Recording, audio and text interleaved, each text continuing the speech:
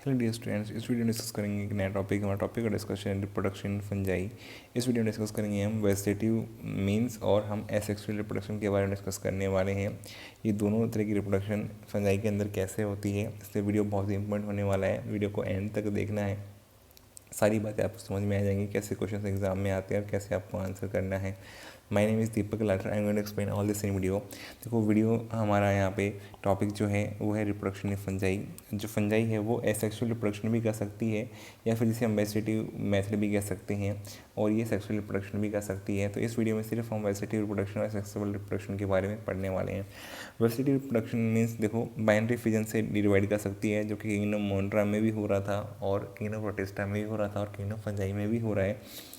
Unicellular fungus जैसे कि east होती है, सीजोसेक्रोमाइसिस जो होती है वो सिंपली बाइनरी फिजन से डिवाइड करके अपने साइटोप्लाज्म और जेनेटिक मटेरियल को दो सेल्स में, रोटर सेल्स में डिवाइड कर सकती है। तो बाइनरी फिजन जो है वो यूनिसेलुलर फंगस के अंदर देखने को मिलता है। तो एग्जाम में आ सकता है कि बाइनरी फिजन जो है किस तरह फंगस में देखने को मिलता है। यूनिसेलुलर फंगस जैसे कि ईस्ट या फिर सीजोसेक्रोमाइसिस, इसका जीनस का एग्जाम्पल दिया हुआ है। इसमें मैथड में देखो सिंपली आप, ये सेल है, ये इसका न्यूक्लियस है, ये साइटोप्लाज्म है।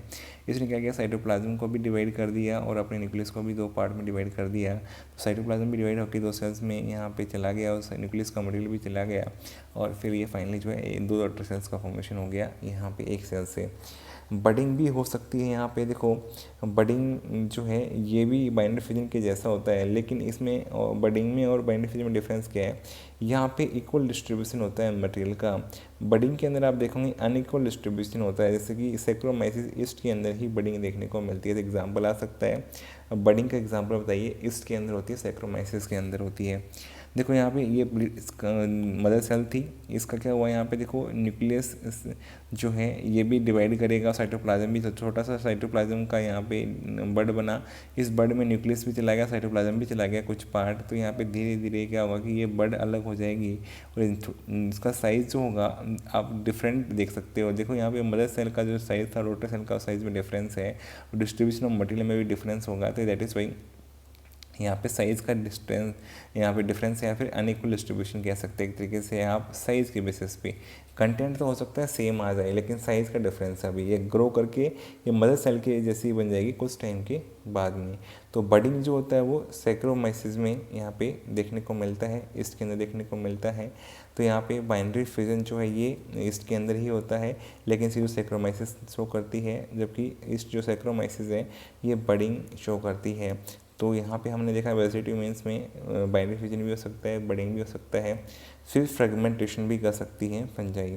फ्रेगमेंटेशन में क्या है, माइसीलियल फंगस जो हैं ये फ्रेगमेंट बना करके नया ऑर्गेनिज्म बना सकती हैं। तो ये माइसीलियल फंगस जितने भी हैं उसका अगर माइसीलियम का पार्ट फ्रेगमेंट टूट जाए और उससे नया ऑर्गेनिज्म बन सकता है, तो इसको हम क्या बोल सकते हैं, फ्रेगमेंटेशन इसका मेथड हो सकता है। तो हमने वेजिटेटिव मीन्स में 3 मेथड पढ़े हैं। पहला बाइनरी फिजन जो पढ़ा यूनिसेलुलर ईस्ट में होगा, फिर हमने देखा है बडिंग, ये भी यूनिसेलुलर ईस्ट में होगा, और फिर फ्रेगमेंटेशन ये भी माइसीलियल फंगस के अंदर देखने को मिल जाएगा। अब नेक्स्ट आता है एसेक्सुअल रिप्रोडक्शन में फोर्थ मेथड जो है। एसेक्सुअल रिप्रोडक्शन के अंदर क्या होगा, जू स्पोर फॉर्मेशन, यहाँ पे स्पोर फॉर्मेशन स्टार्ट हो जाएगा।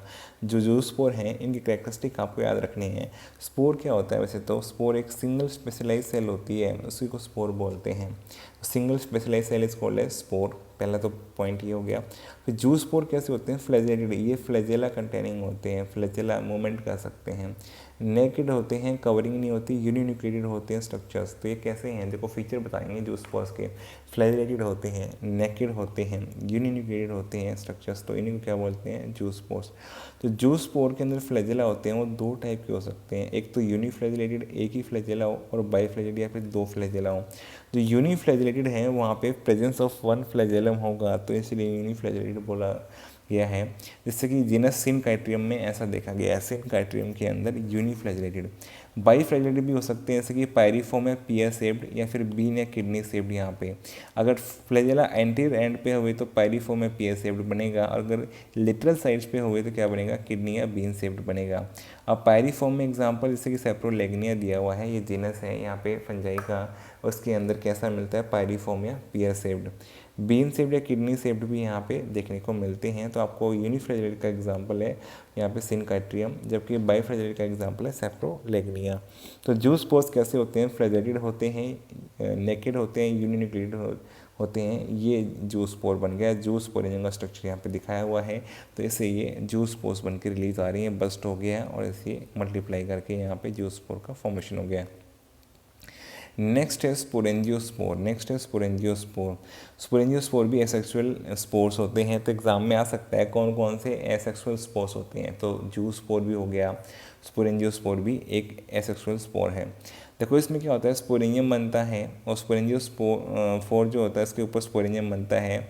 ये बर्स्ट हो जाएंगे मैच्योर होने पे। और स्पोरेंजियोस्पोर जो होते हैं कि कैरेक्टरिस्टिक याद रखने हैं, थिन वॉल्ड होते हैं। कैसे होते हैं, थिन वॉल्ड, नॉन मोटाइल, इनके पास फ्लैजेला नहीं है, इनके पास फ्लैजेला नहीं है और ये एंडोजेनियसली प्रोड्यूस्ड हैं। आप देख सकते हैं स्ट्रक्चर के अंदर बने हुए एंडोजेनियसली प्रोड्यूस्ड स्ट्रक्चर हैं। तो यहाँ पे ये थिन वॉल्ड हैं, ये याद रखना है, वॉल इनकी थिन होती है। नेक्स्ट पॉइंट क्या रखना है, ये नॉन मोटाइल है, इनके पास में फ्लैजेला नहीं होते हैं और एंडोजेनियसली प्रोड्यूस्ड हैं, ये इनके कैरेक्टरिस्टिक हैं। तो कोई एग्जाम में क्वेश्चन आ सकता है कि स्पोरेंजियोस्पोर की कैरेक्टरिस्टिक क्या है, थिन वॉल्ड होते हैं, नॉन मोटाइल होते हैं और कैसे एंडोजेनियसली प्रोड्यूस होते हैं। या फिर कोई ऐसा बता दें कि thin walled, non motile, endogenously produce, तो बताओ कौन से स्पोर होंगे, स्पोरेंजियोस्पोर हो सकते हैं। जर्मिनेट करने पे क्या बनाएंगे, माइसीलियम या हाइफी बनाएंगे अपने। और फाइनली क्या है, ये फिर जो है मैच्योर होकर के फिर से स्पोरेंजियम बनाएंगे, फिर स्पोर बनाएंगे। तो स्पोर ऐसे करते हुए अपना लाइफ साइकिल ये चलता रहता है और ये फिर डिस्पर्स हो जाएंगे, फिर ग्रो करेंगे, जर्मिनेट करेंगे, फिर वापस मैच्योर करेंगे। इस तरह से कॉन्टीन्यूस चलता रहता है।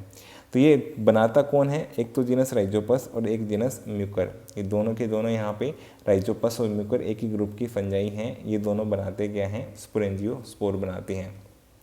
ये दोनों की दोनों यहाँ पे जो है जाइगोमाइसेटीज है, राइजोपस एंड म्यूकर। ये जाइगोमाइसेटीज क्या है, ये हम आगे क्लासिफिकेशन में पढ़ने वाले हैं।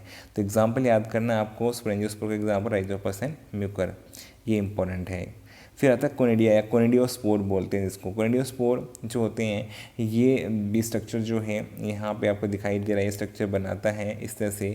कोनिडियोस्पोर्स भी स्पोरेंजियोस्पोर की तरह थिन वॉल, नॉन मोटाइल, एंडोजिन, यहाँ पे एक्सोजिनसली प्रोड्यूस्ड आ जाएगा, बस ये डिफरेंस आ जाएगा।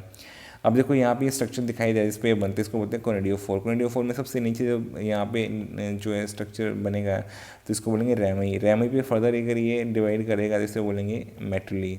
मेटली पे फर्दर क्लासीफाई होगा अगर ये इस तरह से, तो इसे क्या बोलेंगे, स्टेरेगमाटा।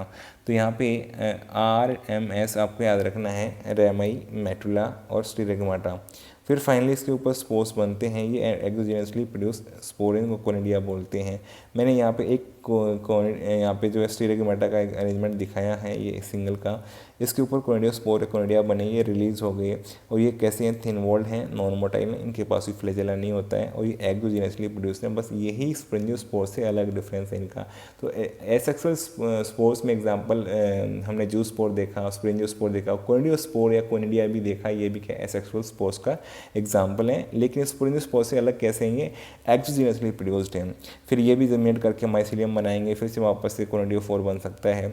ये कौन बनाता है, एस्कोमाइसेटीज, जैसे कि एस्परजिलस, पेनिसिलियम, ये सारे क्या हैं, एस्कोमाइसेटीज। तो एस्परजिलस और पेनिसिलियम ये एग्जाम्पल क्या हैं, कोनिडियोस्पोर बनाने वाले एस्कोमाइसेटीज हैं। एस्परजिलस और पेनिसिलियम यहाँ पे एग्जाम्पल याद कर सकते हैं। फिर नेक्स्ट आता है, देखो यहाँ पे ओइडिया और सेलोस्पोर्स, एर्थ्रोस्पोर्स, ये कब बनते हैं, अगर शुगर रिच कंडीशंस में फंजाई ग्रो करेगी और स्पोर्स जो बनाएगी उसको हम क्या बोलेंगे, oidia. They are called as oidia. तो ओइडिया क्या है, अगर शुगर रिच कंडीशंस हैं, फंजाई जहाँ ग्रो कर रही है और स्पोर बनाएगी तो उसे क्या बोलेंगे, ओइडिया, थैलोस्पोर्स, एर्थ्रोस्पोर्स, इस तरह के नाम हम बता सकते हैं। नेक्स्ट लास्ट है यहाँ पे chlamydospores. Under adverse condition chlamydospore बनते हैं अनफेवरेबल कंडीशन के अंदर। ये थिक वॉल्ड होते हैं और रेस्टिंग स्पोर होते हैं। ये लंबे समय तक इस कंडीशन में रह सकते हैं जब तक कंडीशन अनफेवरेबल है, और इसलिए ऐसे स्ट्रक्चर्स पेरिनेशन का काम करते हैं उस जो अनफेवरेबल या एडवर्स कंडीशन का पीरियड है उसको पास करने में, ताकि मौसम में निकल जाए। तो इसलिए थिक वॉल्ड और रेस्टिंग स्पोर बन जाते हैं, उसे क्या बोलते हैं, क्लेमाइडोस्पोर्स। तो क्लेमाइडोस्पोर्स क्या होते हैं, फंजाई के थिक वॉल्ड रेस्टिंग स्पोर्स अगर बन जाएँ उसी को हम क्या बोलते हैं, क्लेमाइडोस्पोर्स। तो ये भी एक एसेक्सुअल स्पोर का एग्जाम्पल है। तो हमने यहाँ पे डिस्कस किया बेटा रिप्रोडक्शन इन फंजाई, जिसमें वेजिटेटिव मीन्स देखा। वेजिटेटिव मीन्स से पहले हमने डिस्कस किया बाइंडरी फ्यूजन, फिर हमने देखा कि यहाँ पे बडिंग भी हो सकती है फंजाई के अंदर, बाइंडरी फ्यूजन पढ़ा, बडिंग पढ़ा, फ्रेगमेंटेशन पढ़ा, फिर एसेक्सुअल रिप्रोडक्शन में जू स्पोर फॉर्मेशन पढ़ा, फिर हमने देखा कि यहाँ पे स्पोरेंजियोस्पोर के बारे में डिस्कस किया, फिर हमने कोनिडियोस्पोर के बारे में डिस्कस किया, फिर हमने ओइडिया और फाइनली क्लेमाइडोस्पोर के बारे में डिस्कस किया। मुझे उम्मीद है सब बातें आपको समझ में आ गई हैं, सब टाइप के स्पोर का पता लग गया है। अगर आपको वीडियो पसंद आए वीडियो को लाइक करो, कमेंट करो, चैनल पर नए चैनल को सब्सक्राइब करो, अपने फ्रेंड के साथ शेयर करो। Thank you for watching the